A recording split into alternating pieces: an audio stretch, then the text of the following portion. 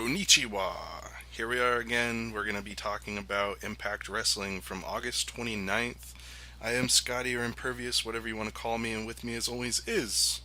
The Great Goki, aka Vitamin G, the gangster of love. Hotter than a cucumber in a bowl of hot sauce. Or cooler than a cucumber in a bowl full of hot sauce. I totally just ruined that Beastie Boys line. Oh well. What's up, y'all? Cooler than a cucumber in a bowl of hot sauce. Yes, that's from the Beastie Boys song, So What You Want. I do not remember that. Anyway, so we're talking about Impact from August 29th. I watched it. Goki, you kind of skimmed through the results. Yeah, bad juju over here concerning my potential graduation, which was supposed to happen here next week, but I guess we're stuck in the class again. So I missed Impact because I decided to get sauced, and but I did read the results, and I did have to go and do some YouTube looking later. I didn't see any of the matches, but I am up to speed on what's going on, and I have to admit, full disclosure, I cannot stand AJ Styles. I freaking hate him. He should have been a lower card guy. No. He, he should have been a lower card guy and should have never come up. However, I am really digging his submission finish that I discovered that he has. The Calf Killer? Yes. Yeah, I was trying to tell you about that a while ago, but you Yeah. told me how much you hated him, so I I stopped. yeah, I do. I actually went and looked it up. It looks like it's a Brazilian jiu-jitsu hold.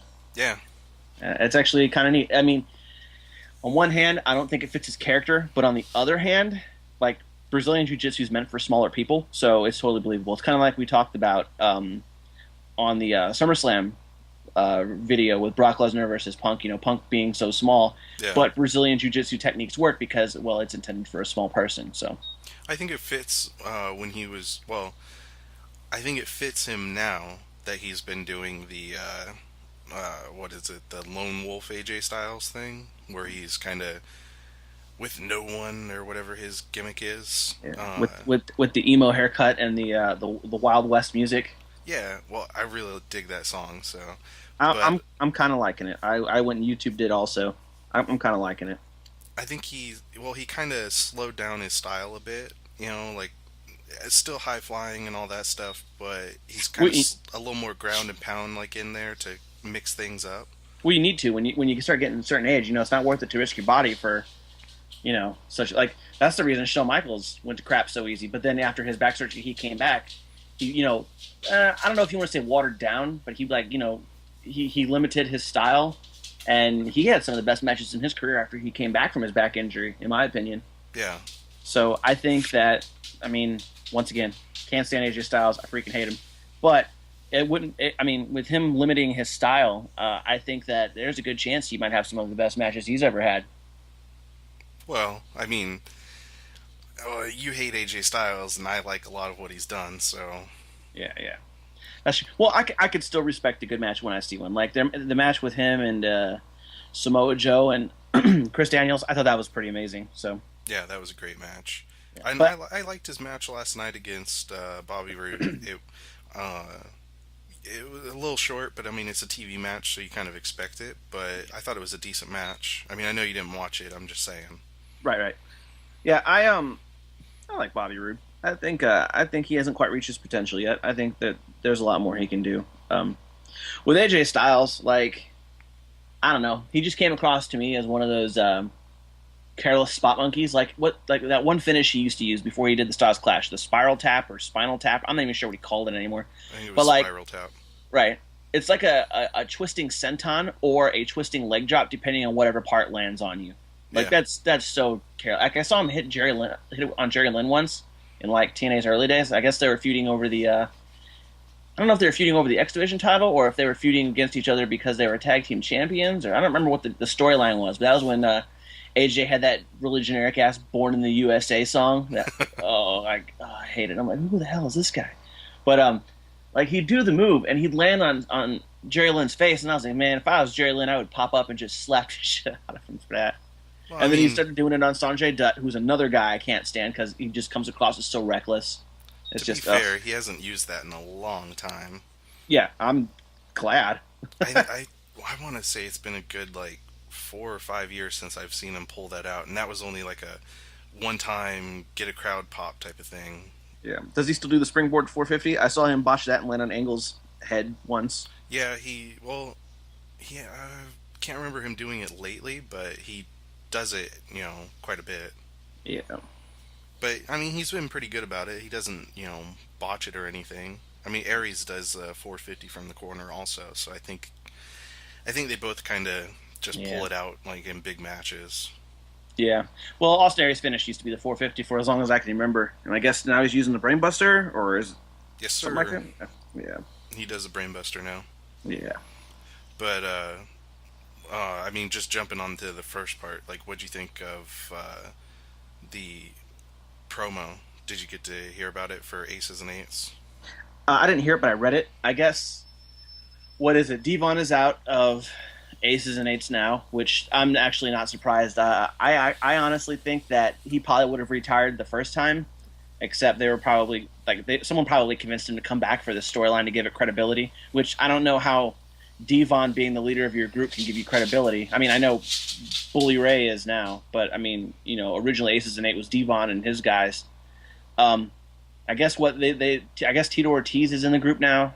Yeah, he That took the spot. So Yeah, that's not surprising considering I guess Rampage is on the other side in yeah, the main it's event a Mafia. promotion thing for Bellator and the fight on what is it like November or something or October. I have no idea. I used to like Rampage Jackson. I liked him in his Pride days, but outside of Pride, I the only thing I've seen Rampage Jackson in is the 18. yeah, the A Team. That was what it was.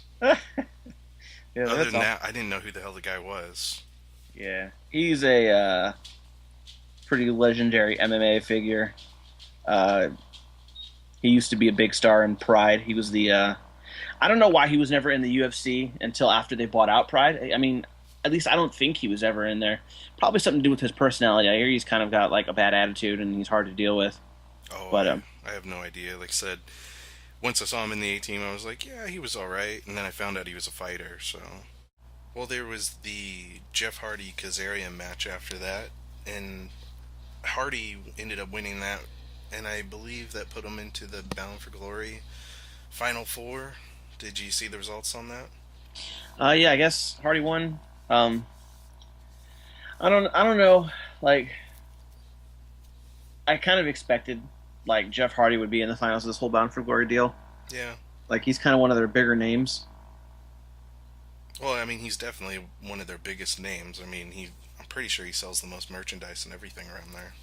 He is indeed a charismatic enigma. Nobody understands why he's so popular. I don't know. I don't mind him winning the match. I mean, it's against Kaz, and Kaz kind of seems to take the back seat in just about every single stable he's in. Yeah, So now he's part of the Extraordinary Gentlemen's Organization, I believe is what they call themselves. yeah, ego. Yeah. Well, So, I mean, Kazarian has like no mic skills. yeah, I mean, he's better than he used to be back when I've been watching TNA since they started, but he's, oh, there's a lot of typing going on there. Oh, did it hear me typing? Oh, I heard some pounding on that keyboard. I tapped lightly. That was lightly. Yeah, I literally just tapped lightly. It sounded like you were breaking that thing. Wow. I have to wonder if my microphone is being picked up in the like the computer microphone is picking up as well as my headset microphone. Oh, I don't know. We'll check it out. Anyway, Anyway, continue. yeah, Kaz, like I said, I didn't expect him to win it just because Jeff Hardy, he always seems to be up there in the final four, when he's in it, so that's Yes. expected to me.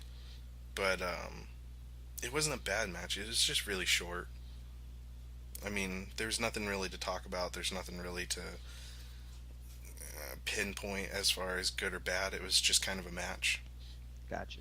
So yeah, it turns out my mic was set to the computer mic and not the headset mic. I have something to say about Kazarian that I thought of, which is why I hit up Wikipedia to make sure I get the name right. As some folks may know, I did do some of the wrestling. I was a quote unquote backyard wrestler, which I hate that phrase, which I can never stress that enough. And Turns out on Netflix there's a little movie called Backyard Dogs that I watched years ago, which is terrible. But I had to watch it because not only was Hayabusa in it, who's like one of my favorite wrestlers, but also the guy who played the Black Power Ranger was in it. I totally forgot that Frank Kazarian was one of the backyard wrestlers they go against, and his name was Snake Duggan. Do you think he picked that name himself? I have no idea. Well, the Black Power Ranger was referred to as Lee the Mighty Ninja Takura, a very Asian sounding name for a guy who's black. So I don't know if Kazarian got to actually pick his name, but oh man, Kazarian wrestling on mattresses.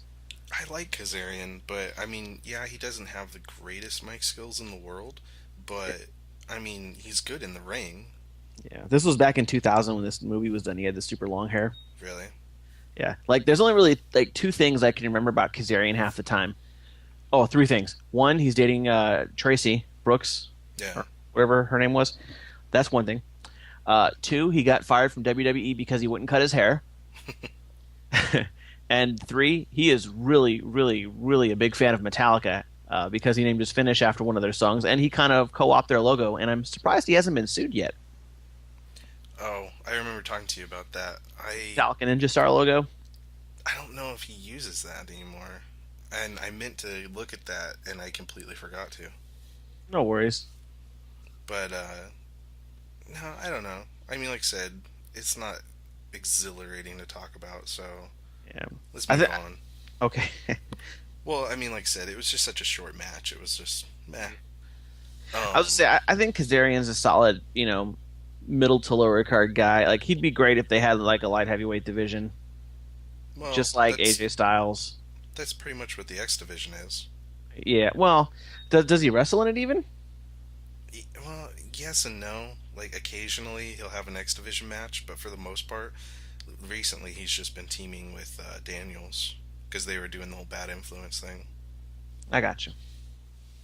Um, I mean, after that match, we ended up having the knockouts, 2 out of 3 falls, and I know we were talking earlier about not putting 2 out of 3 falls matches on TV because They have to go long, otherwise it makes your guys look stupid. Unless it's like one falls a DQ, the yeah, other fall involves a run in.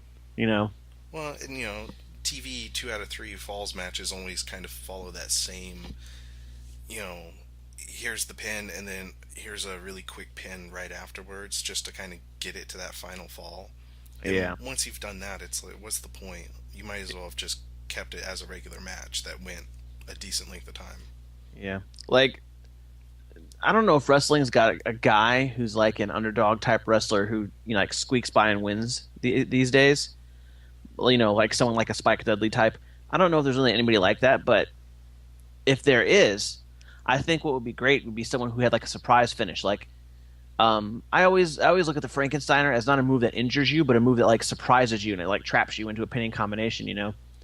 If you had a guy like that, a 2 out of 3 falls match could work in a short amount of time because they can get like surprise wins, on a guy.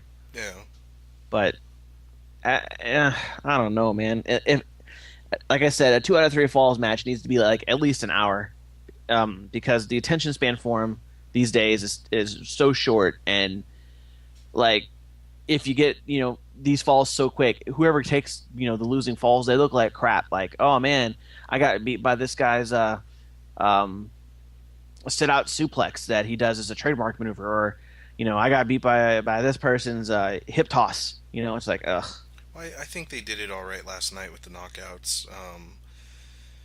I don't remember what pin or what Gail got on ODB, but then ODB turned around and got like a really quick roll up on her. See, that, And that that makes a little bit of sense, I guess. yeah, and then they turned around and she used a Texas cloverleaf to finish her off. Like, but they let that last one go for a little bit longer, and then they had Gail Kim submit. So it's not like she took 2 pinfalls. She Yeah. took one really quick roll up and then had to submit to the Texas cloverleaf. So it wasn't bad. Yeah, see, I don't even see why the other fall was necessary. They should have just made it with the Texas Cloverleaf finish. Yeah, exactly, and that's what I mean. Is that it probably should have just been a normal match because once you're gonna only have like a 10 to 15 minute match, why have it be 2 out of 3 falls? Exactly. All right, so whatever. Next up, let's see what we have. The promo, I think, between Aries and Daniels. Did you get to read that or see that on YouTube or anything? No, I saw about it, but I didn't get any great detail out of it. Daniels had one really good quote, and I'm probably going to sound like a hypocrite because in our last video about Raw, I was kind of moaning a little bit about the Miley Cyrus references during commentary, where I was like, Right. all right, enough, you know? Yeah. But Daniels had a nice little quote there where he came in and said he was going to knock Aries flatter than Miley Cyrus's ass. So I thought that was pretty good. Yes, me and the fiance always go on and on about the whole Miley Cyrus twerking thing and how she doesn't have an ass. Yeah. And I plastered all over my Facebook pictures comparing Miley Cyrus's ass to Lady Gaga's ass that same night. Yeah, no, Miley Cyrus, no, just no. Yeah, both of them. No, just no. I'm weird. I think I sort of have a little crush on Lady Gaga. I'm weird, so It was I'll let that dark secret out there. it was a good promo, and I think because I like Aries and I like Daniels so much, Yes. and um, the match that they had for the main event. I know I'm jumping ahead, but I really enjoyed that main event match. Yeah. Those two work really well together, and I think I was telling you, maybe not on one of our videos, but just when we were talking, that man, Daniels needs to be just a main heel. Like once the whole Bully Ray Aces and Eights thing is done, and they've moved him on to that whole disbanding thing, like just put Daniels in there. The guy's Yeah. perfect. Like as far as being just that smug, arrogant heel that's competent in the ring. Yeah. I kind of wish his cult leader gimmick would have done more when he was doing it, but he did it for like a solid 10 years, and it really didn't make a difference for him, you know. Yeah, but he seems to have really landed on something good with his latest gimmick. Yeah. I mean, he basically just comes out and acts like a douche. So, I Gotta don't know, change it with the works for time. me. I like Daniels. Do you, I know you don't, or you haven't been watching TNA all that much, but what do you think of Aries? I liked him in Ring of Honor. I liked him in his first run in TNA. Like I'm familiar with his work and stuff like that. I don't know. At first, I thought it was like TNA's answer to CM Punk. I don't mean that in a good way. I mean like they're trying to get a guy that can fit, you know, the quote unquote CM Punk slot that WWE has. Like it felt like they were like, okay, we need a guy who can cut promos and piss people off. We need a guy that was from Ring of Honor. Like I don't know. I It don't know just if felt. that's really fair, though. Like, Yeah, it's probably not. I mean, because they brought him in as an X Division guy, like, for, he was doing, like, you know how, well, maybe not, but every year they kind of do, like, that little X Division. They bring in guys from, like, outside just for wrestling a couple matches here and there in, like, a tournament. Yeah, And they brought in Aries, and they ended up having him win that tournament and win the X Division title. right. And he was supposed to be a heel, but he was so damn good as a heel that like 4 months into his title run, the fans just started cheering for him for no reason. Yeah. It was just one of those things where you're being too good of a heel that people can't help but enjoy you. So he just kind of turned face for a little bit and ended up beating Rude. So I don't think they really transitioned him into it. He just kind of landed in it. Yeah. I mean that's true. Uh I don't know. I like Aries though. He just, I don't know. I just mean like he just never had that moment where he sat down and really, like Punk had that moment where he cut the promo that everybody freaked out about. Yeah. But Aries never really, they never really had him do that. He just kept doing his thing, and eventually the fans were like, "Yeah, we're gonna cheer for that guy." Understood. Well, that was kind of happening with CM Punk also before that promo when he did the whole second city or no, was it Straight Edge Society when he was doing that whole thing. You know, Yeah, people started to get behind him and stuff. And then they fired all of his group. So it's kind of like now what? God, I know that was mishandled completely.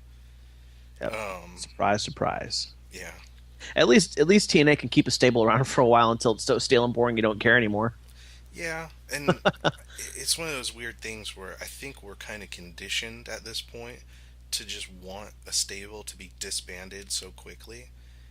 And well, I should say most of the audience is conditioned to that because I actually like when a stable is kept around for a while. Yeah. Because if they're, it's like the Nexus thing where Cena just beat them all up and they were gone within a year, or Yeah. not even a year really. It was just a few months. Well, Like it was just weak. I think the problem is ever since the dawn of stables and wrestling. I'm not even sure what the first one was, but the first big one was probably the Four Horsemen. Yeah, I'm not actually sure when the Legion of Doom started because they were stable first. I mean, they were stable before they were a tag team. There was the Road Warriors, but they also had like Jake the Snake and I'm not even sure who else was in that. I think yeah, I don't even know who all else was in that at the moment. That's a shame on me. oh, I But wouldn't be able to remember. So yeah, but the Legion of Doom, it was a group, an unofficial stable, and I don't know if they predate the Four Horsemen or not, but the Four Horsemen is the most famous one. So everybody has to try to imitate them, and then beyond when it's not like the Four Horsemen, it's going to try to be like the NWO because they were the next biggest. yeah, And when things don't start going their way, they're just like screw it, and then they just kind of drop the whole thing and it looks like crap. Here we go. The original Legion of Doom, managed by Paul Ellering, was the Road Warriors, Jake Roberts, the Spoiler, Matt Bourne, King Kong Bundy, Arn Anderson, the Iron Sheik, and the original Sheik. good lord. Not all at the same time, obviously, but Yeah, yeah. So there you go. I didn't That was remember the most of any of those people though. I mean, I know who they are. I just didn't remember them in there. yeah. I was thinking of King Kong Bundy. He was the only other one that I remembered that besides Jake Roberts that was in Legion of Doom. I don't remember the Spoiler or Matt Bourne or Arn Anderson or the Sheiks Yeah, at all being in the group. I don't know. I guess my thing is just with the whole aces and eights. It seems like they're obviously leading towards that disbanding of the group, Yeah. and they've kind of been building to that for a while. They were doing it with Doc, but then obviously he got let go, or Oh, did they, he? well, they his contract went up, and then they just never renewed it. Oh yeah, that's right. That's right. Yeah, yeah. I must have been thinking of Mike Knox or Nux, I guess he's called now. Yeah, Nux, he's around, but Doc was let go, and then now obviously Devon's gone because of contract stuff. So And it sounds like Anderson might be turning, I yeah, I guess. don't know. I got that feeling during the promo, like going back to that opening promo. I got the feeling like maybe I guess he's the next up as far as being the guy who turns face from it all. And I mean, he would obviously be a natural fit since people still cheer for him a lot of the time. But the rest of the group kind of had the same reaction he did. So I'm like, are they all gonna disband? Like, is it gonna turn into two separate biker groups where Bully, Brooke, and Tito are on one side, and then the other Aces and Eights guys have formed their own thing? Like, what the hell would they be? Yeah. Oh, I don't even know, man. Like, I hope they don't go that route. I should say that. Like, it would be a very NWO thing, obviously, with the Wolfpack and all that. yeah, And I hope they don't do it just because I feel like you've already got your next natural stable lined up with the ego or the gentleman. yeah, So I just, at this point, wind down the Aces and Eight stuff. It had a good run. Maybe not good in everybody's opinion, but I thought it was a decent run. So I say just wind it down, let it be its thing, and probably let go of the Mafia too. Like, I don't think that went as well as they hoped. Like, I don't know, adding Rampage kind of was, yeah.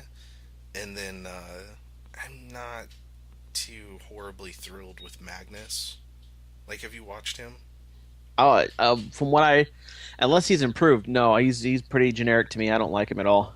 Yeah, they keep like really trying to build him up. Like, I mean, they have for a while where it's just like Magnus is the next big thing. Magnus is the future, and I'm like, I don't know, guys. Like, he's pretty freaking generic. Like, Yeah, his promos aren't really thrilling. His in-ring stuff's not really thrilling. Like, it's just he's just a solid worker, but he's not amazing. yeah. I'm I Yeah, I don't like Magnus. I like uh, Joe. yeah, yeah. Samoa Joe's probably one of my favorite guys that TNA still has. Yeah, I mean, well, again, I think we were talking off video about this, but in my ideal situation, I would like to see a three-way feud between Christopher Daniels holding the belt, Aries and Joe chasing him. I think that could lead to The some. TNA heavyweight title or whatever. Yeah, That'd I be interesting. I think it could work. I think that could. I would enjoy those matches. Like, have Daniels and Joe fight, Daniels and Aries, Aries and Joe, and then have a couple three-way bouts in there at the pay-per-view. I think that'd be awesome. I think it would too. And it'd be a difference, like, in the main event. Like, I don't need to see Hardy. Like, please don't let Hardy win the whole Bound for Glory thing. Is Hardy's. is Styles in? No, actually, he won his match last night against Rude, but they ran a little thing where he got a pinfall instead of getting his usual submission victory. So he was like 1 point or 2 points away from being above the line. What who's the lowest right now in that whole ranking system? Do you know? Jay Bradley, I think he still has zero. All right, and who is Jay Bradley? Jay Bradley is a guy that they brought in for one of the gut check things, Okay, and then they ended up hiring him off of that. And okay. he was off TV for a little while, but then they brought him back in, I guess because he was doing such good work in OVW, and but he hasn't really been doing much. He feuded with oh god, Joseph Park for a little while, but Okay. then he just kind of stopped feuding with him, and then he did the. Now they're doing the Bound for Glory series. So All right. I'm looking him up now. I'm not familiar with him. I really okay.